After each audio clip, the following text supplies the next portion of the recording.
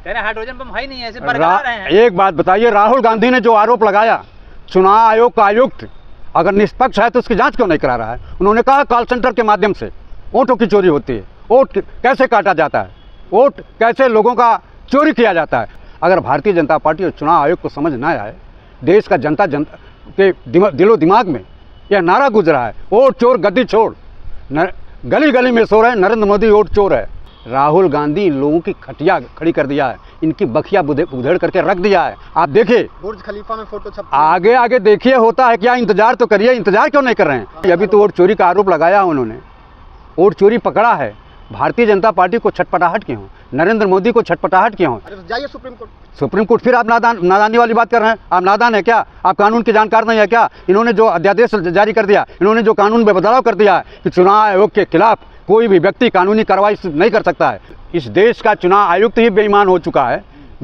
जो ऐसी संस्था है जो निष्पक्ष चुनाव कराने के लिए जिम्मेदार है, वह निष्पक्ष चुनाव कराने के लिए चुनाव आयोग है, लेकिन जब चुनाव आयोग के आयुक्त को नियुक्त करने के लिए कानून में परिवर्तन कर दिया गया, चीफ जस्टिस को हटा दिया गया, सरकारी पक्ष के 2 लोगों को उसमें रख दिया गया, तो आप ईमानदारी की उम्मीद कैसे कर सकते हैं? सरकार अपने ही लोगों को उसमें चुनाव आयुक्त बनाएगी, और जब सरकार का चुनाव आयुक्त होगा तो वो बेईमान होगा और सरकार का ही पक्ष लेगा।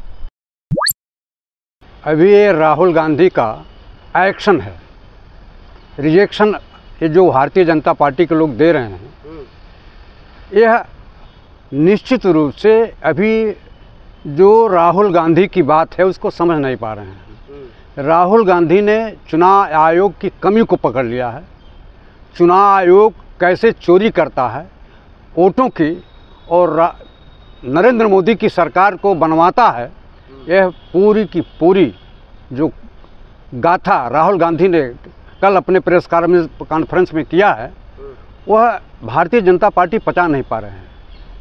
लोग कहते हैं कि राहुल गांधी सुप्रीम कोर्ट क्यों नहीं जा रहे हैं? भारतीय जनता पार्टी के लोगों को मालूम नहीं है, जो संविधान में परिवर्तन कर दिया है नरेंद्र मोदी की सरकार ने कि चुनाव आयोग के खिलाफ, चुनाव आयोग का आयुक्त जो है उसके खिलाफ कोई भी व्यक्ति मुकदमा नहीं कर सकता है, यहाँ तक कि मरने तक कोई भी व्यक्ति मुकदमा। राहुल गांधी हाइड्रोजन बम फोड़ने आए थे, ड्रामा करके चले गए।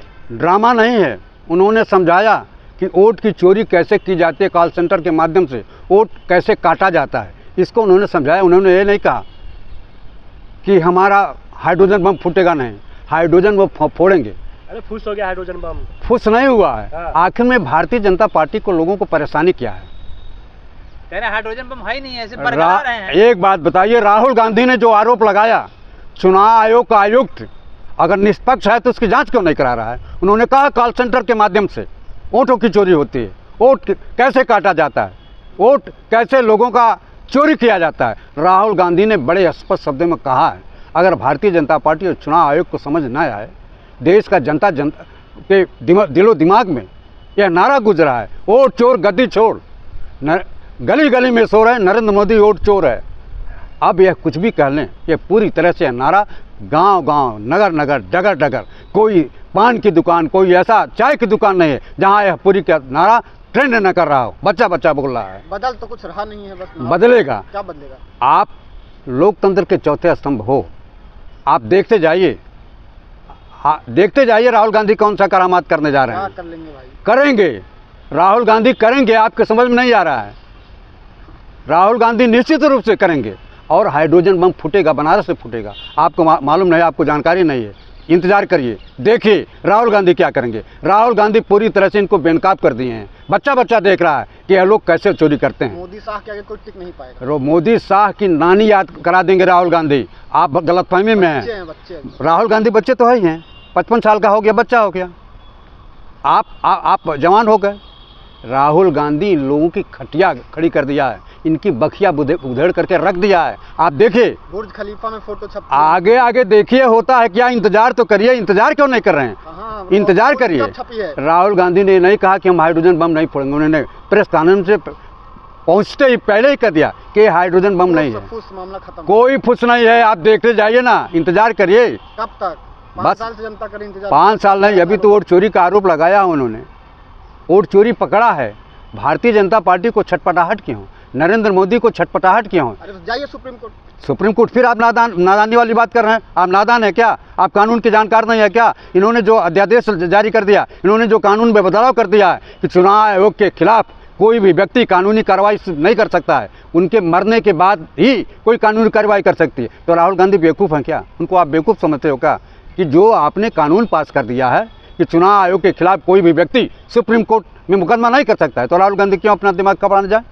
राहुल गांधी जनता को जागरूक कर रहे हैं, राहुल गांधी जन जागरण कर रहे हैं, राहुल गांधी जनता को चिता रहे हैं, राहुल गांधी जनता को समझा रहे हैं कि ये वोट चोर हैं, आपके वोटों की चोरी करते हैं और झूठ के बुनियाद पर सरकार बनाते हैं। कोर्ट के रास्ते से अगर न्याय नहीं मिलेगा तो किस रास्ते से न्याय मिलेगा? उस मुकदमे को क्या करिएगा? उस अध्यादेश का क्या करिएगा जो नरेंद्र मोदी ने? बदलाव कैसे आएगा? बदलाव आएगा, चोरी करने वाला पकड़ा कैसे जाएगा? आप देखते जाइए। जब इस देश का चुनाव आयुक्त ही बेईमान हो चुका है, जो ऐसी संस्था है जो निष्पक्ष चुनाव कराने के लिए जिम्मेदार है, वह निष्पक्ष चुनाव कराने के लिए चुनाव आयोग है, लेकिन जब चुनाव आयोग के आयुक्त को नियुक्त करने के लिए कानून में परिवर्तन कर दिया गया, चीफ जस्टिस को हटा दिया गया, सरकारी पक्ष के 2 लोगों को उसमें रख दिया गया, तो आप ईमानदारी की उम्मीद कैसे कर सकते हैं? सरकार अपने ही लोगों को उसमें चुनाव आयुक्त बनाएगी, और जब सरकार का चुनाव आयुक्त होगा तो वो बेईमान होगा और सरकार का ही पक्ष चलेगा।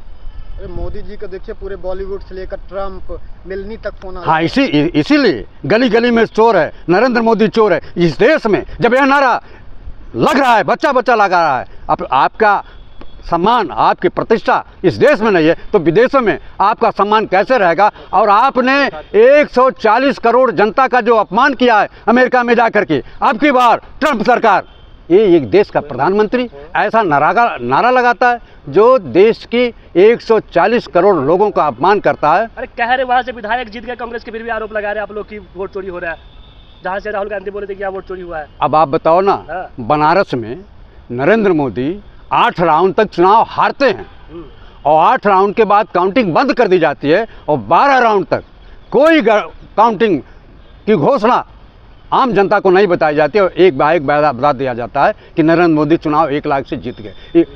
इस देश का प्रधानमंत्री, वहीं राहुल गांधी 4 लाख से ऊपर वोटों से जीतते हैं और नरेंद्र मोदी, अगर उनका प्रधानमंत्री का कार्यकाल अच्छा होता, प्रधानमंत्री अच्छा काम किए होते तो प्रधानमंत्री 1 लाख से चुनाव जीतते।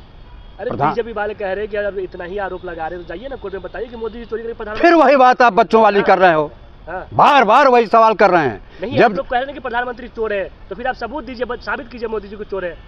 साबित होगा चुनाव। एक बात बताइए, महाराष्ट्र में आपने जो चुनाव जीतने के लिए 60 लाख वोटों को बढ़ा दिया, बिहार में चुनाव जीतने के लिए 64 लाख वोटों को आपने निलंबित कर दिया, उनको चुनाव से बाहर कर दिया और आपने दिखा दिया कि 20 लाख लोगों की मौत हो गई। इससे बड़ा चुनाव में धांधली और बेईमानी क्या हो सकती है? अब आपकी आँख की पट्टी नहीं खुल रही, आप लोकतंत्र के चौथे स्तंभ है, आप तो अपने आँख की पट्टी खोलो कि 64 लाख लोगों का वोट जो काटा जा रहा है, काट दिया गया, यह किस लिए काटा गया? क्या वहाँ सारे के सारे लोग अमेरिका से आए हुए हैं, बांग्लादेश से आए हुए हैं? जो 64 लाख लोगों को आपने काट दिया वो बाहरी हैं।